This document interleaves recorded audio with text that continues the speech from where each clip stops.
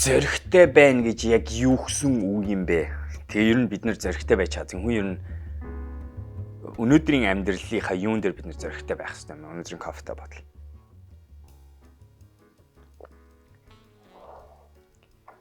Хүн зөрөгтэй байхад ядуу байна уу, баян байна уу, ерөөсөө хамаагүй, тийм ээ, боловсралтай байна уу, боловсралгүй байна уу хамаагүй, нас хамаагүй, амжилт хамаагүй, өмнө нь хийжсэн зүйл ч хамаагүй, ажлын албан тушаал чинь яг үндэ хамаагүй. Яг үл зөрөгтэй байна гэдэг маань хувь хүний өөрийн асуудал яригдж байгаа гэдгийг санах хэрэгтэй байгаа да, тийм ээ. Зөрөг шаардсан тэр нөхцөл чинь тэр шаардах нөхцөл хүн болгон тэр босгоно гэж ярих юм бол хүн болгонд өөрт нь тусдаа байгаа.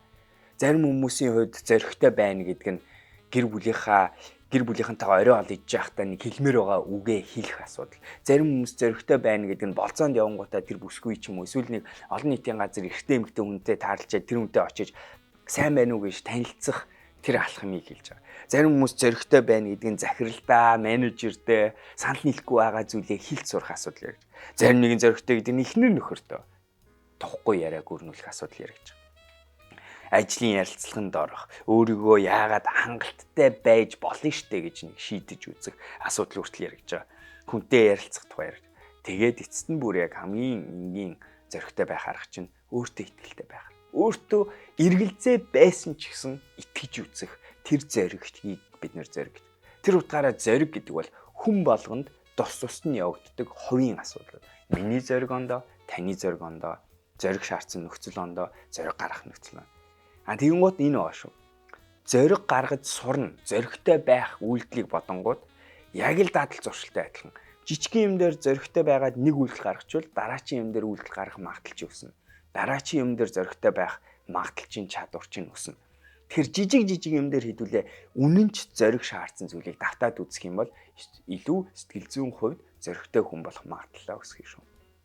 За, тэнгууд өнөөдрийн асуулт энэ байна. Та юун дээр жаахан зөрөг дутаад байна вэ? Гэхдээ миний асууж байгаа юм энгийн зүйл шүү. Битгий том зүйлийг хариулаарай. Битгий би ажлаа солихоос зөрөг дутагдаад байна ч юм уу. Тиймэрхүү үгүй. Маш энгийн өдөр тутмын жижигхэн алхмууд дээр харилцааныхаа зүйл дээр хаана та зөрөг дутаад байна вэ? Нэг бодож үзээч гэж хэлмээр. За өнөөдрийн кофе бодол энэ байна. Та юу гэж бодож байна?